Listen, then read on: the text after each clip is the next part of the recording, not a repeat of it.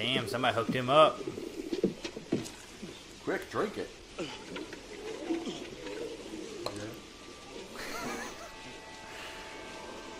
Wouldn't that be just the worst fucking thing? I feel like that's one of the scariest things in Apocalypse is like to wake up and there's already walkers like at your feet. It's time for some mosh pitting. Right, no shit. This gnarly dude. Gotta drink some water! Just enough strength to take out one walker. But wait. There's more. Look at my ribs. Call right now. Oh, my ribs over here. 1-800-RIBS. He looks like the Crypt Keeper on steroids. It does look like the Crypt Keeper on steroids. It's like the Crypt Keeper had too many gamma rays. Became the Incredible Crypt Keeper. Blah! Oh! He just wanted to know where you bought your shoes. See, okay, I saw that last time, and he totally just fucking killed him with the fucking kick to the forehead. Where's my knife? Where's my knife? I guess that's like, their heads are just like mashed potatoes at this point. Yeah, at certain time spans after they've turned and in the rain. All mush. Well, you think, too, if he just held his arms when he was holding the one back, he would have just ripped his arms No! off. Oh! Welcome to the WWE! Right, no shit. Oh, weapons match. No gummies! She just wants a kiss. She doesn't care that you're gay. Right. Look at her. And... Ugh.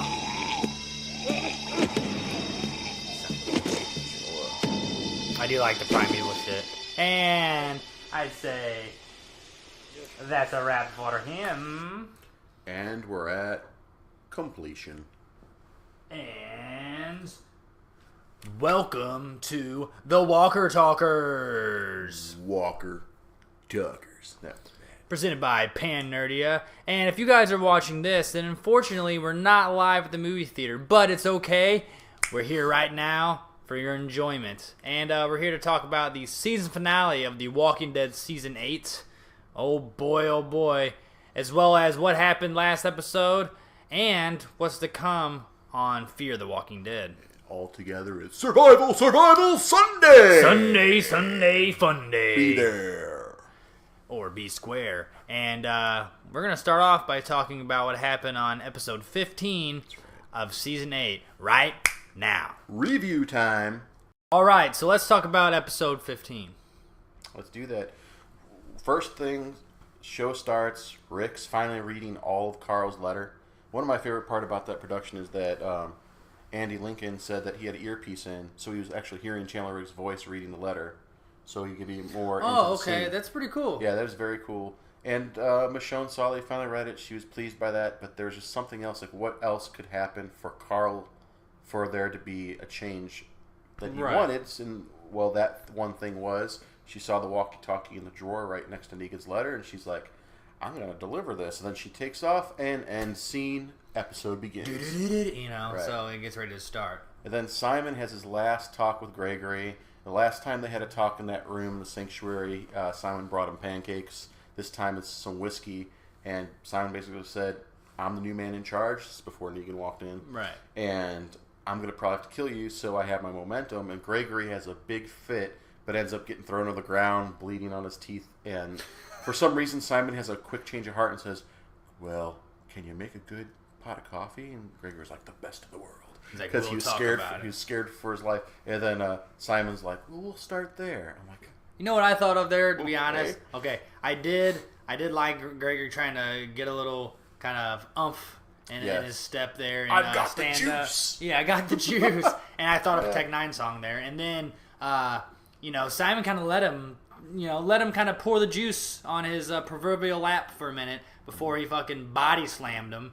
But what went through my head, honestly, when I saw Gregory's bloody teeth and the mention of coffee, I was like, how are you going to drink coffee with a fucking muffed up mouth? Wouldn't that burn? That's true. That's weird shit that goes through my head. But I can't drink coffee unless there's ice in it. I don't know how people drink that at school and stuff. But before we get really deep into reviewing about Negan and everything, because it's basically going to be all Negan and his like revealing of what he knows and all that, is Eugene. Eugene finally had like a big episode. Yeah. He starts off, in in his own place making a nasty mac and cheese mixed with anchovies or sardines, and he's walking around. He's got some great quotes, but even before he gets captured by Rosita and Daryl, I already wanted him to die. I know a lot of fans love him, even his coworkers, they think that he's great. I'm sure he's a great person, but like at this point where the character's at, and where Gimple's taking everything, fast forward here, and we're coming up to Survival Sunday, that's okay. I'm fine if Eugene dies. I'm totally fine with it. Same here. You know what I'm saying? Like, okay, look, I do appreciate his comedic use of vocabulary. For instance, and this is a short quote, it's not the full quote, paraphrasing here, like, more shots on the lickety-quick. Or like, meeting our quixotic quota by proverbial crap ton. So like, you know, that's great and all, but the way he was, I had to rewind it and watch it over and over, and it was annoying because he was just slopping that stuff down, lickety split and all that. I was like, oh man. Which makes sense how you could throw up projectile vomit on the breasts of Rosita. So yeah, he goes to test out the gun. Rosita and Daryl cap a few soldiers outside, take Eugene away. She's putting that pistol up in his fucking gullet and telling him he's a piece of shit and poking him in the fucking forehead and all that. And this is after Daryl's already like threatened him with a knife, so he's been double threatened. But I guess getting threatened by a female to his eyes, because after she turned around, he had that fucking look on his face. It was her. It was her and Big Red. You know that made him get to this point. So like it's only fitting that Rosita telling Eugene, do something with your pathetic life.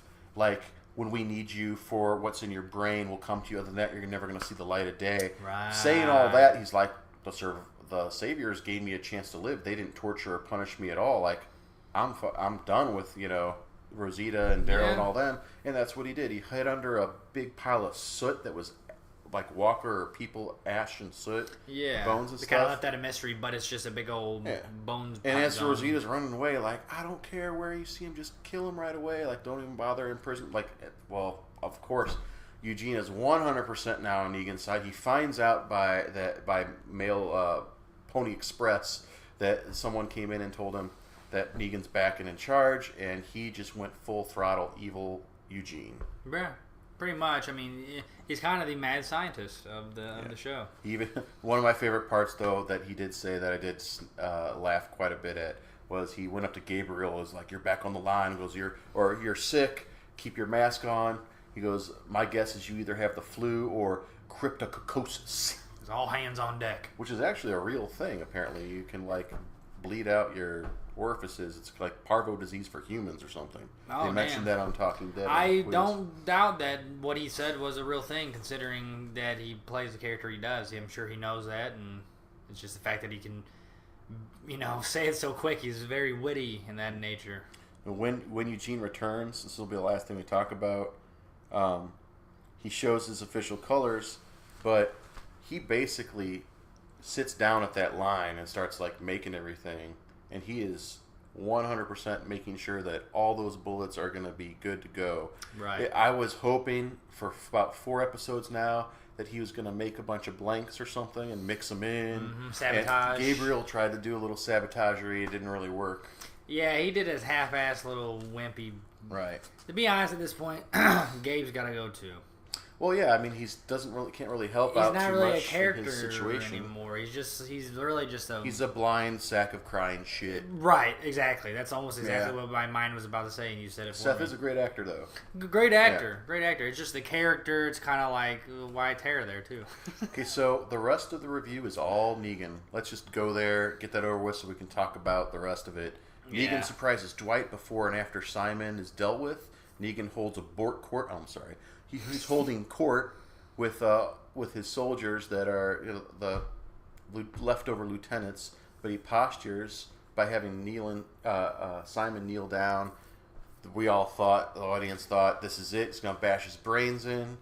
I know Stephen Ogg requested that if he was gonna die at that moment, that he wanted to be facing Negan eye to eye. Right. So, but then they're like, no, it's not gonna happen just yet. then they told him about the whole hand-to-hand combat thing. Right. And I thought that was a beautiful thing. He gave him a chance in front of everybody. And, I thought that the fight could have dragged out a little bit more. But what was the line that Negan used? It was like straight out of fucking old school WrestleMania. Ric Flair used to say, and one of my favorite quotes is, "To be the man, you gotta beat the man." And, well, you're the man. You might as well step up, he told him. And I thought, like, oh my God, that's like 3 wrestling references in one episode. I mean, first, you got Aaron there in that clip we showed you. He takes the guy's head and dong right into the car hood that was made as a water spigot thing. And then the other thing was something else that we missed out. We had mentioned already. And the third thing is the Ric Flair quote by Negan. Right. Like, where is this going? Next thing you know, they're gonna, instead of like Walker guts on knives and bows and arrows and guns, it's gonna be like Texas fly swatters, folding chairs. Yeah. But Negan, he unfolds a plan to pluck off all the farmers, setting up a perimeter. Right then and there, when I saw that, I thought of the little preview snippets the week before, where Dwight's obviously making a copy map to send off to the hilltop. Right. And I'm like, well, Negan's smart enough and obviously picked up that girl, and to know that he's going to make a fake plan, and the fake plan's going to be in his benefit. But when Gregory delivered the map, I thought, they're not going to believe him. And of course, towards the end of the episode, Negan's like, well, the messenger's not very trustworthy, so I'm going to assume that Rick's going to do what I would do, and that would not follow the exact rules and to go around where we'll be waiting for him. Right. I mean, you called that too. You said that that's totally what was going on. What we saw in the preview was, in fact, Dwight copying the map, but just as Negan wants. Yeah, it's too bad he didn't jet out right then and there, because when he sent Gregory away, that was really Dwight's only true chance. He didn't know it. But to just hop on a bike or something and just or go. Or just go with Gregory. And go, that's what I meant. Right, just go. Right. Whether Gregory knows or not, just go as fast as you can. They're all watching Negan fight. No one's paying attention to the outside, Mm-hmm. That would have been his chance. But unfortunately not, because after all that unfolded... and of course a quote by Stephen Ogg, his last great Simon quote, which was, "Ambitious plan with testicular heft." I think I need to make a t-shirt that says that. I love the actor. Ambitious, I really do. And we had a fellow fan of our show comment last week. I apologize, I don't remember your name, but saying that, I think Simon's going to go. And hey, in fact, he did go. I purposely said he's not going to go.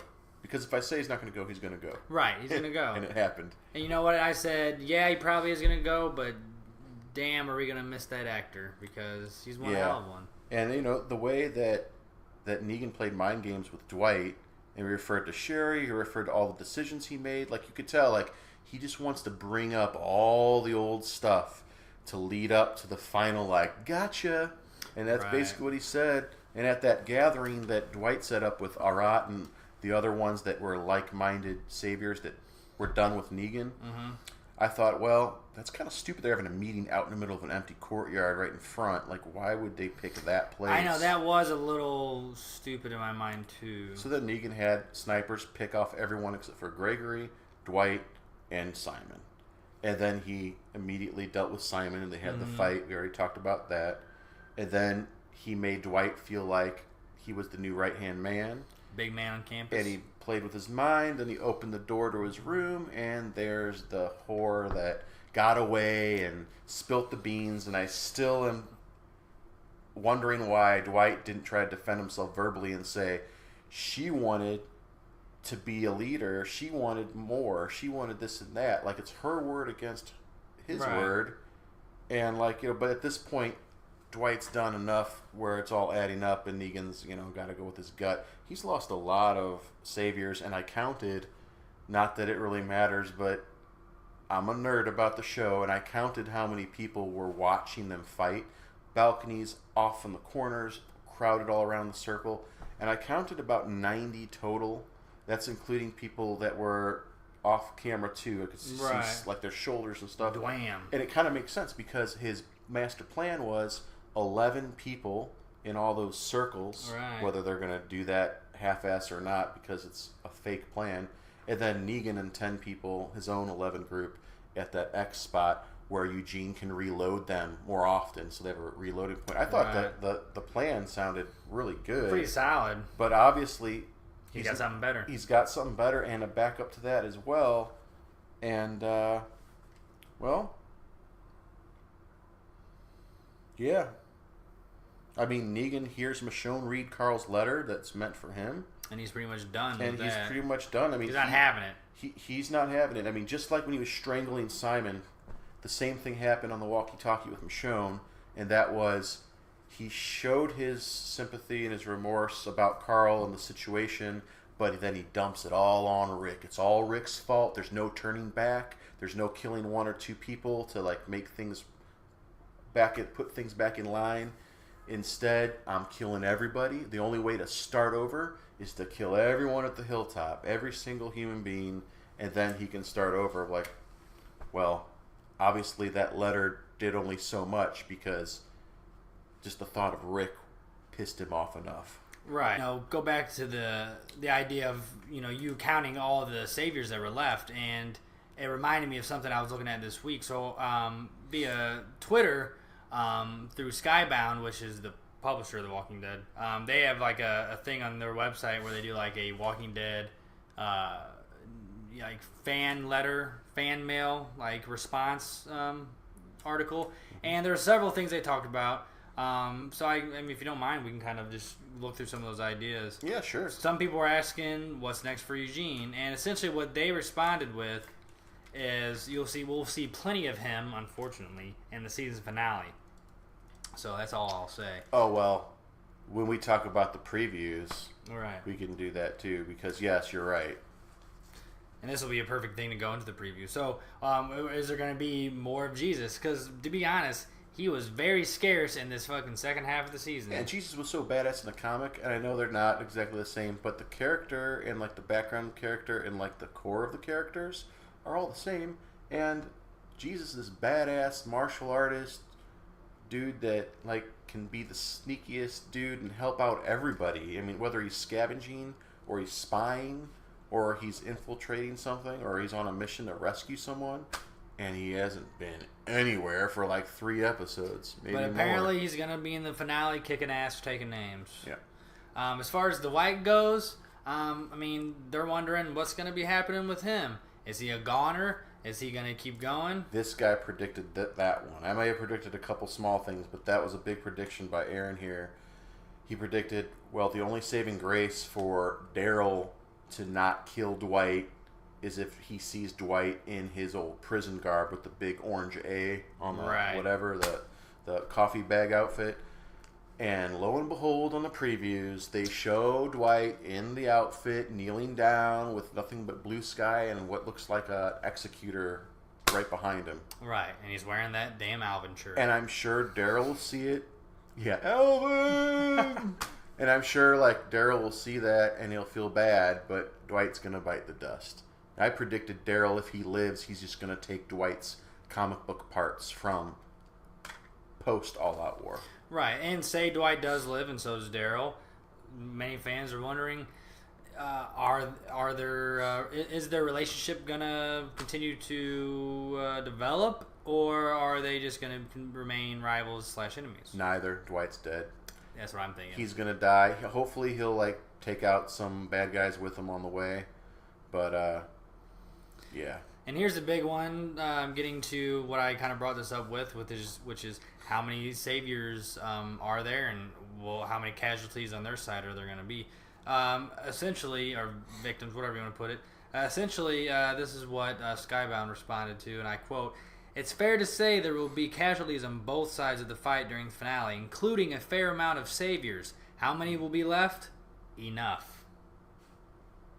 So that'll go back to what Pete predicts, that if Daryl does, or Dwight does indeed die, and Daryl takes over Dwight's kind of comic book responsibilities, he will be the new sanctuary leader. And hey, think about it. Those guys were a bunch of ruffians who really were kind of at a lost cause. Daryl still is kind of the wild card ruffian of the Alexandria group. Who would be better to lead a bunch of wild dogs than a wild dog himself. I kind of want to know what happened to all those people that were just like the people that weren't the soldiers of the sanctuary, that were just living in the shithole first floor of that warehouse. Like, I don't think very many of them were watching the battle between between Negan and Simon, the fisticuffs battle. So it's like, where did they go? Like, when there was the big great escape, like, did they put them in different outposts that we've never seen before? Or are they truly just a few, like, 50 or 60 people aside from, like, the 80 or 90 soldiers that are left? I don't know, but I think because it's such an important part of, like, the final battle. Yeah, having the people who are just normal people who can just help build a community. Gimple said, since you're referring to online quotes and stuff, Gimple said that, well, it's not really going to be much of a battle. It's more situational, this and that. So, of course, it's like they're going off to battle, marching off to battle. And that's the closest thing to battle you're going to get, because there's going to be, a sabotage plan that's going to go down, and it probably won't work perfectly. There's going to be explosions. And, well, may I go down the preview list of what I saw on just the little clips that they showed us? Well, let me ask you this. Did you see anything about Oceanside coming to the rescue? I did not. So... they must come at the very end, like after like shit's on fire and stuff, right? Well, that's what, even in that article I was just reading, they say don't... Okay, we'll see something with the Oceanside in this finale, but don't expect them to do what you think they'll do. No, I just think that whether it's all of them or even two people from Oceanside, where it's Aaron and one of the chicks or something, they'll probably swoop in and save the day for a key character. Maybe not save the hilltop from destruction. Right. Maybe not kill all the saviors or any of them really. But there might be a key person in the right place in the right time to save a key character. They won't be the Knights of Vale coming to save Jon Snow in the Battle of the Bastards. I know Pete doesn't know too much about that reference, but anybody else who's a super nerd and knows Game of Thrones, you'll get it and you'll understand that's probably not going to happen that way. Okay, I have not watched it. I will marathon it because they're going to have their very last season coming up here. But I was disappointed in the Talking Dead picking the fan of fans, whatever, from their contest to come on the show. And what does this chick do? Yeah, she's got color-coded papers with all these notes and predictions. That's great and all. But, like, the first reference she makes is, what do you call it, Game of Thrones thing. And then the camera, one cuts over to Chris Hardwick. He's like, Game of Thrones, never heard of it. Like, trying to make it a light, make a light joke out of it. But at the same time, it's like, well, I should just be like, haha, no big deal. But because I was so emotionally invested in this 8-year-long program, and Game of Thrones, which I'm sure I'll love, but like, you just won a contest to come out on here for a Walking Dead fan. Talking about Game of Thrones. Right. Shame on Talking Dead, Chris Hardwick, the people that picked her, and shame on her. Like, someone needs to bring that up on Talking Dead next week. Like, well, I believe that. Like a fan that comes up to ask a question or something like that. Well, they're not going to have it 'cause it's Survival Sunday, but if they do, it'll be like, yeah, and next time you pick a super fan, can you pick me? Because I won't talk about other shows. I'll just talk about this one. And that's me bitching. I'm done about that. Well, but the previews... we're true fans here, guys. The previews showed in this order, and I'm going to rattle them off. Full-on OG and company. I like that. Yeah, all the OGs, all of them. They head out from the hilltop gates. Next shot is Morgan telling Rick, we can't go back, so let's finish it. Classic Morgan. Then Negan's testing out the ammo on a dummy with a shirt marked Rick in front of Eugene, but it looks like it's in the sanctuary, so Eugene's like at the sanctuary. Mm-hmm. Cal, who is the Asian dude who is like the gatekeeper at Hilltop, he's yelling saviors and warning basically just Tara and the OG less Hilltop. Looks like Tara's all on her own to defend all those family and farmer people with just Cal at the gate. And obviously that was part of Negan's trick plan to the fake plan or whatever, is that to get them out of there and lead them straight to him while he has other saviors go in there and like kill all the innocent people that are unarmed. I mean, that's what it looks like. It looks like Tara's panicked, and let me continue with the little clips. So it looks like Tara's only soldier left to defend Hilltop. Rick and the OG group creeping up on a hostage situation, which looks like it. A lot of times you'll see when the saviors kill someone, but not completely kill them because they want to make them turn. Right. They put these like Knights of the Templar style like fucking trash can lids on their heads, and then after they're tied up, they take it off so they can be biters, right? Mm-hmm. So it looked like there was some sort of hostage thing going on there. Negan predicted that they would probably try to like help them out, but then just kill them all anyway instead of get information out. And everything he predicted seemed to come true in these previews. And Rick's group is then seen out in the wide open. And I hope that's where Ezekiel has learned his lesson and say, "Hey, everybody, it is not wise to be out in the open." Right. That's how all his people got Maybe that's his whole fucking arc, is just that he lost his kingdom to tell them that one thing. Get the bug down. Why not? Duck. That, and use the finest oils on my dreadlocks. But Eugene in the woods pointing a gun at Gabriel. Could that lead to Gabriel and him stumbling across that house with the radio? Because in the comic, Eugene uses the radio, discovers the Commonwealth. Or maybe not at all. Maybe they just hitch a ride with Negan to maybe they find Jadis's walkie-talkie. Oh, Jadis's walkie-talkie. Who? No, she kept her walkie-talkie. Yeah, but maybe they somehow run into her, or they get a hold of her. I just think Morgan's going to jump on that helicopter, and that's how he gets so far away so fast. Yeah, right. But we'll talk more about that in a second. The other quick shot, speaking of Jadis, so Eugene's in the woods, pointing a gun at Gabriel. Jadis opens her heapster dump prisoner door thing, but that's it. They don't show anything else. Dwight has his prison garb on. Maybe about to get executed because it looks like he's kind of kneeling. A huge, perhaps, wall-side explosion against the Saviors via probably Tara, trying to figure out what she can do on her own.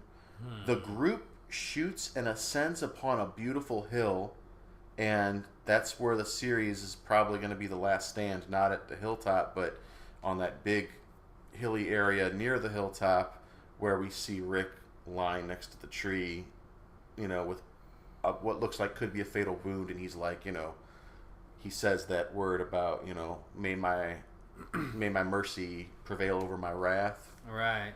And then, well, I guess that didn't happen, huh? 4 triple melt burritos, 2 cheesy gorditas. I didn't even get those. Anyway, Negan tells Gabriel in a car ride his fake plan. So he tells Gabriel everything. So maybe if Gabriel the blind fucker gets away, convinces Eugene to get him somewhere, he can say, run, you're going the wrong way. But he's blind, so what can he do? What if Gabriel kills Eugene? I'd be fine with that. Gabriel kills Eugene, and then Gabriel walks right into a walker and gets bit. Right.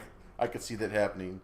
But, he tells Gabriel about his fake plan, Negan does, in the car ride back to the sanctuary from, picking up the bullets and shit, I guess. And he realizes that Gregory's an unreliable source, so he has a backup plan. We discussed that.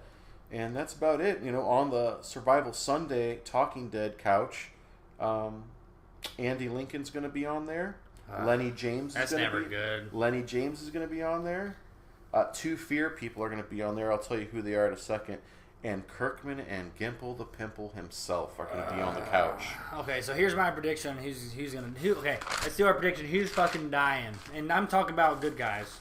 I think Tara's gone. Yeah. I think Tara's going to kill a lot of saviors, and they're probably going to give her a pretty BA trying to protect Hilltop, but she's going to go down. And that's fine. We're not big Tara fans, but you know what? You might as well go down fighting.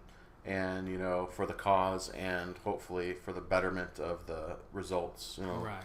I think I'm having brain fart here. Kingdom. Ezekiel. I think Ezekiel is going to take the cake. Yeah, I can see that. I think he's going down. He won't go down as out of the blue and not glorious, but out of the blue and shockingly as the comic. If he just goes down because of some gunfire or whatever, or he gets thrown into a walker pit or whatever, then, okay, but, I agree. I can see that happening too, unless him and Carol decide to, get married and raise Henry together. How sweet. Yeah, there's all that situation too. Also, I think there's a possibility other characters who are somewhat main characters but not quite fully there, like Rosita might go. They could very well do something with killing her off. People like that. I think if anybody is staying, it's going to be Daryl, Michonne, Carol from the OGs. Michonne Maggie, for sure. Maggie is up in the air still. She could very well die herself with the whole actress thing. At first on the previews, I thought maybe she stayed back with Tara, but then they show her the whole time with all the other OGs. And then as far as the heroes go, the other big one, of course, which we would be very pissed off if this happens, if Rick dies. Oh, like we say, Daryl. Daryl's living. I've been thinking about that all day leading up to this weekend, and I have to say, ladies and gentlemen, that if Rick dies, the show is probably going to die or come back as a different show. Right, and with many interviews with Mr. Pimple himself over the last few weeks, he's been saying a lot to the degree that season 9 will be like a new show. And that doesn't always mean good things for a show that we've come to love for so long, especially if a good show really knows how to be a good show. They end it on a good point. They don't continue and then maybe possibly jump the shark. And this is where I come back to that one article from Skybound I was reading earlier. Somebody essentially asked them, could this be the end for Rick? And they say, it's very possible Rick does die during the final showdown between him and Negan, but that would also screw with so many comic storylines. And then they quote, I wouldn't worry too much. They kind of already did that. But yeah, he'll live. Aaron, as a legend. I was going to say, Aaron, tell him your prediction. So essentially what I think is... hopeful prediction. Rick will live with some brutal wounds that will affect him and his ability to fight. Will cripple him to a certain point. Yeah. Right, and which is similar to comic books, but the comics he's still going. But regardless, they will do that. He will get what he has always strived for, his whole character arc, that he wanted to start anew and start something for what Carl wanted, and he will do that. But he will go to the sidelines. Wait. Does that mean that they're going to have Friday night pizza nights like Carl always wanted? Always. They'll figure out how to make some crazy, like, scrap fucking caveman pizza and make it happen, Jackson. Right, Jackson? Well, of course. And Rick will essentially go down as legendary. He'll be a legendary Rick.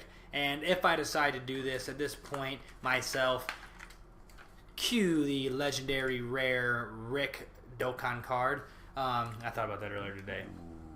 But yeah, Rick will definitely be a legend in my eyes at that point, and they will move on to the next generation of characters and new storylines. I understand it's the greatest apocalypse story ever produced thus far, and I understand because of that, it's so broad. You can go so many different directions. You can take it to any country, any terrain, any situation, any group of people. You can go all different directions. So make other shows. There's no reason to make a different show, then merge them together, and then destroy everything you worked on for 8 years. Right. That's. I mean, if you're gonna bring two plans together, don't go fucking colliding the new one with the old one, because shit's gonna get screwed up. It makes too much sense now. Maggie's not looking pregnant at all. I'm past that now. She lost it somehow, and she'll bring it up. Maybe not. The actress herself, Laura Cohen, did not re-sign yet that I've heard of. It kind of went silent after 2 weeks ago of talking about it all the time. Now it's like no one's saying a word. Mm-hmm. I heard a little rumor that the show that she was supposed to do a pilot for kind of went kaput or something, but that was a rumor that wasn't like an official thing. Right. That would be kind of great because it would be an easy way to strong arm her to stay on the show, but it's looking like they're setting all those main OG characters up for death. Right. I mean, they keep saying this isn't just the end of season 8. This is the end of 8 years of the original Walking Dead. Like, this is the end of the arc of Rick and all the people from seasons 1, 2, and 3. And, well, Tara was in 4. So her story is going to come to a close here as well. So to keep fans happy, they're like, well, we know if we kill Rick, nobody's going to watch the show anymore. So we'll keep Rick, but we'll just put him in the background so we can still make our show. And you know what? congratulations, fucking Scott Pimple. You got what you fucking wanted, didn't you? Go ahead, kill Rick. But on live TV, on The Talking Dead, when it's all over, Survival Sunday has been seen, take a pineapple, turn it backwards, shove it up his asshole. Right. Watch him cry, watch him bleed, and then let the credits roll. That'd be great. And Chris Hardwick is the one who shoved it up his and that's fine. His ass. I think Chris did an excellent job over the 7 out of the 8 years that he had the show. Right, he did a good job. This past week, though, like he did a creative way of calling out that fan, but other things too. Like even when Rosita, when she was talking about Eugene and the relationship, how like that's how they roll and that's how they're together. Right. And he's like, no, like she's ready to kill him, like.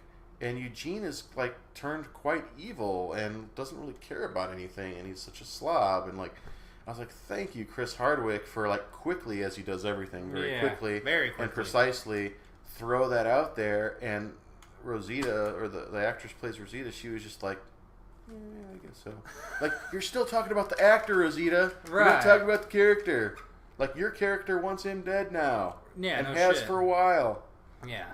So, well, of course, with Survival Sunday comes also the premiere of the Season 4 premiere of Fear the Walking Dead. Fear the Walking Dead. And you better fear us, Walker Talkers. So, there's not much to say in terms of what's to come, but we can predict, which with what they were advertising as a season that has no catch-up needed. Which, maybe I like mustard. So, essentially, though, we're going to discuss what we think might happen on the new journey that is also involving Lenny James or Morgan himself coming to the fray. There has been a time skip since Season 3, and after seemingly ending on a cliffhanger where everybody's gone and Madison's left on the beach by the dam by herself, they come with a time skip where they're in a AAA baseball stadium and all together. Right. Which to me is kind of like, what the hell? Where's the suspense in that?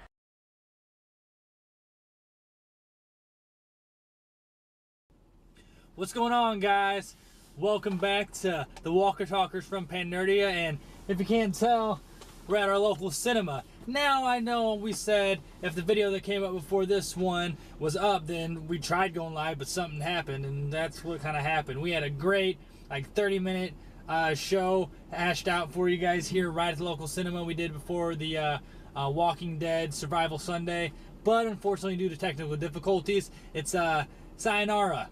So you guys got to see our pre-recorded one just in case something happened, which actually kind of got abruptly ended because this is just interjected with our raw reaction to on what site happened. And raw. The Walker Talkers are back, and episode 16, the night of Survival Sunday, is here.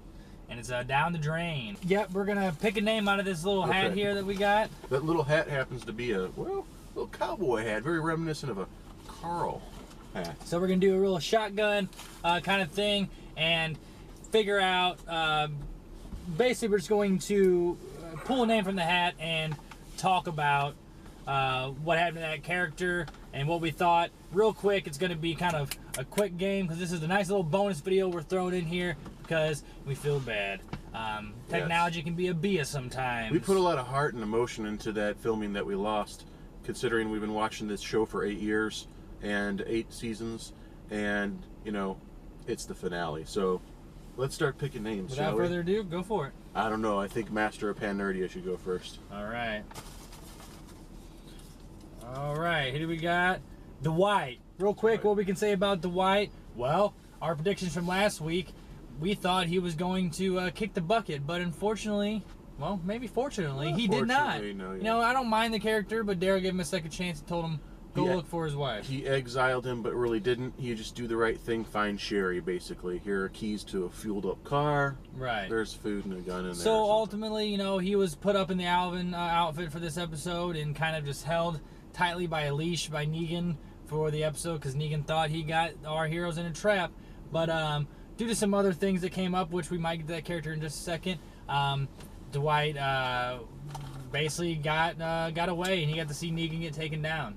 Yeah, the fact that he was mounted up on the hilltop there, not the hilltop community, but the final stand of, I guess we'll say, Rick's wrath, or the end of the Rick wrath period. And yes, he got to witness it, and as he told, which he thought it was his final words to Daryl, he said, you know, I got to see Negan go down.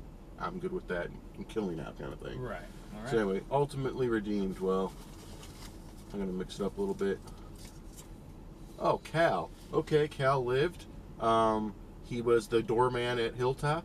He was the Asian American fellow that screamed out "Saviors" when Tara and the ex-saviors gathered together and tried to defeat the savior, the bad saviors. Well, I guess we won't say what happened until we pull Aaron's name. Right, but all we can say is that Cal definitely followed his plan because he got everybody out there pretty lickety. Yeah, he did. It was just him and Tara and a few other fellas, and Bronx Boy, I guess tried to do his part, but someone else saved the day. We'll get to that in a second. Old Maggie. So Maggie, Maggie she Green/Ree. She was not satisfied this episode. Though I'm very happy that she did not kick the bucket. She made it through. All in all, we will do a straight up nice review of this episode here soon. Let's just say the last lines she had and the music they put to it, and the darkness of the room, and like the kind of Shakespearean way of like the other characters like coming out of the darkness to add to like I am on your side too, and yes, this is the plan. It's gonna be like a whole Caesar thing, kind of like an E2 Brute. I feel like. Yeah. But the thing is that I hope that maybe it becomes sort of a thing, and then Maggie eventually gets to maybe hurt Negan really bad to the point where he's on life support, apocalypse style. Right. I don't know, man. Or kill him. She had a lot gunning for this episode, and she didn't get everything she wanted. But she sounds like she's gonna get what she wants. I know for eventually. sure what I'm doing when I get home. After I let my dog out to take a dump, I'm going to go online and see what's the most updated news on Laura Cohen's contract with the ABC show. Okay. Because I thought I heard or read somewhere that they filmed the pilot, but they might not pick it up or something. Okay. Which is good news. Bargaining for Dimple, which I don't like, but whatever it takes to keep her, right? Right. I mean, you don't think that this new Walking Dead universe that starts in October around Halloween is going to have Maggie Green/Grimes, or no, I'm sorry, Maggie Ree. You're not going to think you're going to have her just be a different actress, right? Right, yeah, they don't do that shit. What shows do that anymore? All right. What do we got next? All right. We got, I pulled Negan. Why the hell not? Yeah, let's do it. Keep going. We're doing shotgun shit now. Well, when we did this originally, we predicted Negan would live, and one of the favorite parts for me about this show of over 8 years is that we have basically come to a climax of a season, and it ends almost accordingly to the comic, and he did get his throat slashed, and then Rick called for him to get helped out, and he was jailed, and it was in Morgan's cell, and it was basically what we thought. I mean, he basically said to Negan what he said to Negan in the comic, which was, you're going to rot, look through a basement window, and see society grow and flourish. Not your way at all, but the right way. Not the dictator way, the Ricktator way. Any Negan comments from you? Negan, it pretty much happened just like I thought. To be honest, look, I didn't want anybody super crazy important to die, but I didn't want everybody to live either. Is that, like, cruel of me to say? There's supposed to be a red light on. Was that? No, it's fine. Okay, all right. It's supposed to be cruel of me to say that? I don't know. It wasn't as exciting as a finale as I thought it would be. Yeah. Which is typical of Walking Dead. I shouldn't be surprised at this point. So basically, at least they didn't jump the shark, right? I'm glad they didn't jump the shark. They didn't do a fast forward and all of a sudden Negan's in charge of the community or something. Right, they didn't do some stupid shit like that. They didn't slaughter all the OGs. None of them went down. Can we say that? That's what I'm saying. None of them went down. Can we talk about that? I mean, and I'll put a spoiler warning on this little snippet of the video since it's a mini review. But basically, he lived and he will see another day. Yeah, and it breathes life to, a lot of other scenarios in the future. Tara. Tara lived. We thought she was a goner. she lived. She helped. She was the sole protector of the hilltop. Of the hilltop, she and got did her everyone job. underground and on the outside of the back door, and they tried to creep up on the saviors that were at the front coming through. And well, something happened. They kind of noticed they were a little outnumbered, and then something happened. But someone showed up, and that's all we got to say about Tara. Let's see. Here we go. Let's see. Here. Oh, what do you know? I just picked Aaron. Aaron went to the ocean side. He did all he had to do. He defeated 5 walkers in the rainstorm, WWE style. And here he is with all the Oceansiders opening fire against the saviors, including not just with guns, but with Molotov cocktails. Which is pretty badass. Yeah, definitely not what I expected. So that's pretty So yeah, Oceanside we thought would like come and save the day, sort of, and they kind of sort of did. And not only did they sort of do that for the hilltop location, but they did it with a blast. With a blast, and I like that word. Next one we got is Gabriel. Also thought he was going to die. Yep. He kind of surprised me a little bit this episode. He took a couple swings at Negan himself.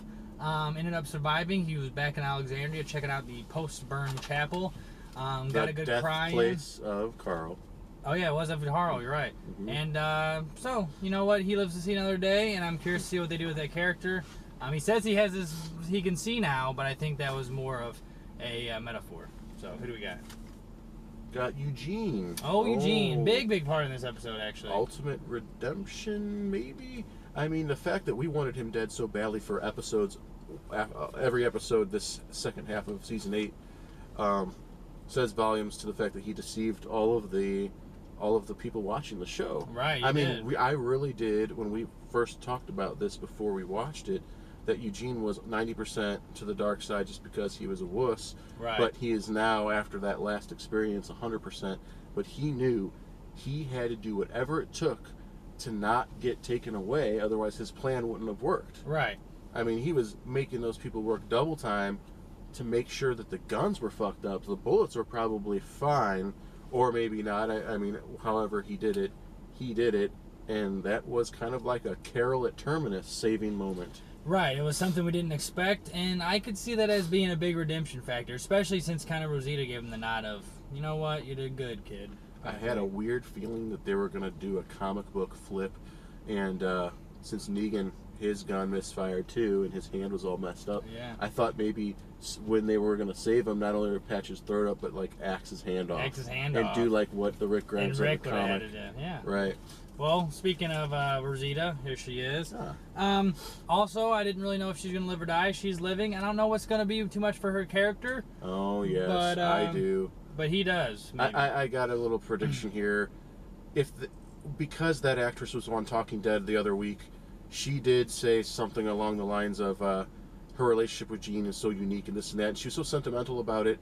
When all of us were seeing him in such a dark place, even Chris Hardwick himself was like, kind of told her, like, really? Because, like, at this point, there's no turning back. I mean, everything he's done, and, like, I don't see him, helping out at all, and blah, blah, blah. And this is someone that knows a lot more and is friends with the guy that plays Eugene, the McDermott guy. Right. But, as far as Rosita's concerned, my prediction is she has a semi-romantic relationship with a new character, and I thought it might have been Daryl in the future, but it looks like Daryl's going to be with like a Maggie kind of, he's going to run the Sanctuary, Maggie's going to run Hilltop, they're going to be on the same page. Carol wasn't a part of that conversation, was she? No, she was not. In the dark room, so she's going to run the kingdom, it looks like. Yeah. And speaking of, I just picked Ezekiel. Ezekiel. Also thought he was going to die. We did. We know he, according to everything we've read and been involved in, we thought, his head was going to be at a pike, or maybe he would live but barely live, or maybe he would live on and then only die in the very first episode of next season coming in Halloween time. But he lives on. Let's keep picking because not much more to say about him. I could start saying other names, but Morgan, okay, he had a, you know what? Look, he had a good run. He lived, by the way. Yeah. Obviously, if you guys saw that. I don't die. I don't die. He had a good run. I watch it happen. He went pretty crazy, I'm not going to lie. I mean, I loved when he saw Jared. That was really funny. The Jared thing, like, really? You went, and then... It was great, you know, and Morgan, he didn't work, and then he left, and didn't leave the same way we thought, but he left nonetheless, and you know what? It was pretty much a whole Morgan episode for the first episode of Fear, and that's a whole nother discussion, but... I'm liking his arc, and I like how they brought him in as a familiar character. And if you did watch that opener of Fear, you know, there's really not much of the Clarkson stuff except for the last maybe 20 seconds. Right. But I'll tell you what, Morgan is on a roll, and he's going to save Scott Gimple's ass, I think. I think he is. Let's continue. Let's roll this. Henry. Okay, perfect. Like I was going to say about Ezekiel, like maybe he lives on, helps raise Henry, you know, with or without Carol. He's back probably at the Kingdom. I don't have anything else to say about Henry except for I know Morgan people were almost killed saying him. he's got when he was very murderous, he kind of had that new Carl smell, Right. unlike the new car smell of this vehicle right now. Here, Jadis. What do we have to say about Jadis? I'll let you take that one. Jadis, she had a very little cameo in this episode, but she had enough cameo to be told by Morgan, you know, that she could go and have a family that she's always kind of wanted. She didn't have to be alone. I think she's going to play an integral part and possibly be the connection to the Commonwealth, and that's all I got to say about it. And you know what? It seems like for a second there that since he took over her home and decided to live alone and get visited by everybody one at a time, you know, Rick and Carol and Jesus, of course, said, you know, come back to our communities, this and that. I figured, like, well, maybe since Jadis said, oh, really? He invited me over? Okay, bye. And she left. Morgan's on his own. Maybe the helicopters would come and grab him, and it never happened. No. He just drove 2 different vehicles with full tanks of gas and then walked the rest of the way to Texas. Texas. And what do we got to say about... Speaking of geography, what do we got to say about this guy? Bronx boy. Bronx boy. Soft-spoken Bronx boy that's in love with Maggie and is a former savior, and... Well, now we know they're going to follow his character's arc, which is eventually to sleep with Maggie like they're doing right now in the comic. But it is post-Commonwealth reality and all that when that goes down. So we'll see what happens there. I hope that if it's still Laura Cohen playing that part, and if they end up having a scene like that, at least just show more of her and less of him. Right. And I'll be satisfied. We got 2 more. Well, 3 more. I pulled a special one out to save for last. Carol, badass Carol. Yeah. I mean, we mentioned Ezekiel, we mentioned the Kingdom, we mentioned that she wasn't in that room with Maggie when they were talking about Negan's gotta die. It's the one thing Michonne and Rick, those two, like, made a big mistake about. Right. But let him live. And Carol was kind of like, you know, happy for the first time. Henry, Ezekiel, Morgan's still alive, and at least, like, he's not well, but he's alive and at the dump according to what she knows. Right. So she's kind of like ready to go to the Kingdom and just, you know, start her own gig there. I think she's back to being a little normal, and she's not afraid of being alone anymore. She pushed that on to Morgan. Then we have Michonne. Before we get to the last one, which you guys all know, and I pulled him out separately. But Michonne, you know what? She did work. She kind of was definitely on Rick's side when it came to the whole Negan thing, and by the end of the episode, there seemed to be some other of our group that wasn't too happy with Michonne or Rick. Again, they kind of might want to take them down eventually, or show them that, you know what, Negan needs to be dead. So, you know, it's definitely Rick Michonne all the way right now. Now remember, Michonne is well over any injuries. She hasn't been injured. She survived Survival Sunday very well. Very well. Her mental state is all about, you know, making that Carl arc story live after Carl, post Carl. And, you know, she did everything in her power to do so. Everything from the walkie-talkie to Negan reading the letter, all the way up to the very end when she woke Negan up and said, this is what's going to go down. We're more human than you could ever imagine. And so his punishment would be to be jailed. So, which is proper. And then last but not least, we have Ricky Grimes himself. Rick Grimes.